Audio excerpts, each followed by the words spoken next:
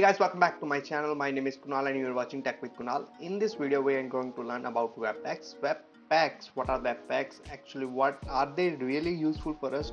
What does it actually do in background? And which frameworks actually use Webpacks, or why Webpacks are so important in our modern frameworks? I will answer this all questions in one video.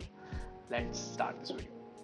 So first of all, what's our Webpacks? Again, so at its core, Webpack is a static module bundle for modern JavaScript applications. So what are the modern JavaScript applications? The applications, those are written in JavaScript frameworks, or here we are using some more native JavaScript combined with some ES6, 5, ES6, 7 JavaScripts to build some complex application, web application, or complex logics that we are going to use.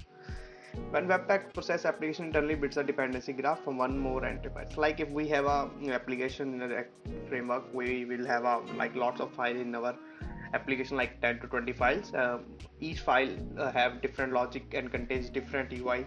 And while we are developing a web application or complex application, we will want, and it's our responsibility as a developer or as a one who is developing application, that it should be readable and it should be easy to be understandable and organized, well organized. So that time we will make different folders and different files and different naming conventions, and all also for organizing our code and readability we will a lot different folders with a different section, like utils folder, src folder. Src folder, main folder of most applications, and then we have a utils folder, constants folder, and there are a number of bunch of files we will make and during development process to be ensure that there is well organized structure we are following, and architecture also. But the thing is that when we actually deploying this application and when we are building, that time we will see all the structures and lots of bundles are we are installing by node.js or npm things. Or if you go to any similar websites, you are using Yarn, something like, we will add dependencies in our project. But when we actually want to show to user the final build, that what's actually they look like, that time we doesn't require these all of bundle files. We need only that dependencies which are actually used, or some dependencies those are installed by or because of that dependencies we have installed. Like for example, we have installed a dependency, but a dependency somehow uses in dependency b. That time we can see that dependency b also get installed in our application. But we don't require dependency b whole, but just we need some bunch of lines of code of dependency b, because dependency a is using that dependency b code. That's somewhat like a to b, b to a relation, something. Okay, got it. So Webpacks are basically generally built internal dependency graph from one point, like you have function a that is called by user. So we modular, that's Webpack, basically recognize that this function is directly connected to this button, that will make into complex form and short form and automatically combine into a better form. Like for example, I'm giving you just a simple example. Like for example, you have initialized a for JavaScript, you have let a equals to something like new sign, just example sing, or okay, and you're returning a. Got it? So I'm just giving a simple example to understand what Webpack actually do. Webpack will analyze this code of line and it automatically converts this thing to like this type of thing. Okay, so the thing is that both are same, but the first thing is that the first one is that it makes easy to rebuild and understand that let a equals to new, we are initializing a class instance for a and we are returning that a. But the second thing also easy, but it's quite of like someone doesn't understand, someone that doesn't get the point of why you're returning new and saying on that side. That's the code.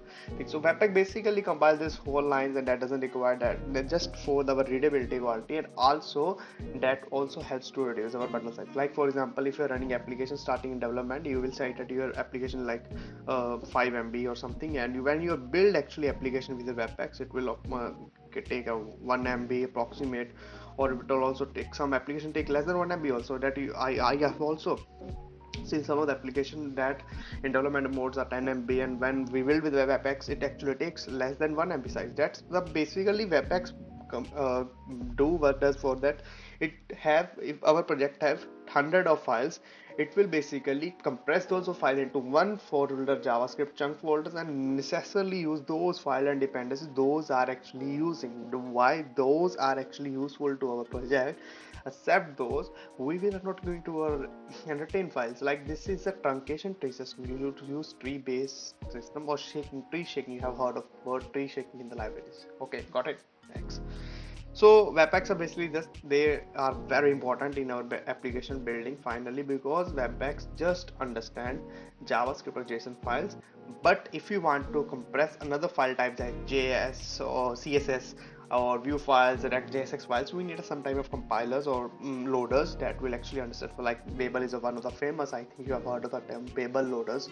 And for CSS you have post CSS, and SAS files you have post SAS files. There's CSS loaders, they basically compile SAS file into one file and CSS file into one files for us to be read easily and to serve the browsers in a single time. Okay, so how Webpack actually looks like: there is a const path required module. This is a webpack config.js file you will add into your application depending on your application structure and your requirement. Basically, if it doesn't need any file webpack to configure, that it automatically configure one file that will used by your compiler in the runtime or in building processing your final build. Okay, but if you want to override some of your custom setting, you want this setting should be followed by Webpack and this setting should be override, you will write like my enter point.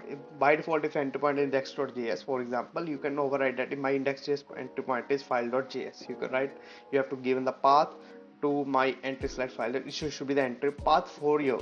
And by default, the Webpack is understanding that it should be enter point as main.js or index.js. Okay, got it. And then we have to configure the output folder, path, resolve, directory name, dist. I am hoping that you all are aware of that. This building frameworks on the front end, it's automatically go to this folder, and building for backends, also some frameworks building to this folder. This folder is the final distribution folder where you have the all file of stuff are putting by Webpacks. And file name, you will start your bundle.js file name with the web file first, webpack bundle.js. Okay, so it's a single file name you are putting this. So although there is number of loaders and number of configurations in Webpack we can address, but there are some common things you should take care, and these are the just common questions just strike to the developer who has just started building applications for the production and deploying on their Vercels or AWS buckets or anywhere else, or Netlify or something. You have been seeing that there are lots of error like this CSS loader required, your loader is properly configured, you need this loader to be passed this file, this pass you are currently no loader supported to pass this file. These type of error you have seen or you have faced when you are building applications final build for the deployments. So these are the basically that you have to configure the Webpacks. In this Webpack file you have to configure a loader that will actually determine if this file like dot for example, if .jsx file is occurred when you are parsing your my whole project, that time too for JSX you need to this loader. The particular loader will understand and combine this like particular loader will understand this syntax and combine into a finalized simple syntax and chunk into and make a dependency graph with one or more bundles with a static asset to serve your content from. So like if you have a last result should be like this: if we have a file, B, if you have B file, C file, D file, E file, so final result will look like that. This file final file should contain all of these modules dependency graph. Like if A is needing B, so the final file should also contain a function that in A that are directly used by B or let's see. So it will automatically reduce this whole file, but these all file we just made to be organized and readable code. That's all about Webpacks. I am hoping you understand what Webpack actually do. These are very necessary to understand and modularize your code and making dependency graph to combine every modular project into needs one or more bundles. I hope you like this video. Do share with your friends. See you soon for the next video.